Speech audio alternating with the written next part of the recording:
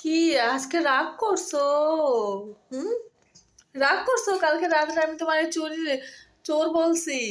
হ্যাঁ, চোর বানাইছি কালকে, তুমি রাগ করছো তার জন্য আজকে পুরা দিন আজকে বাথরুমে।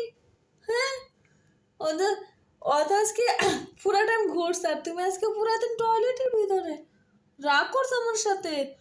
ও, এত রাগ!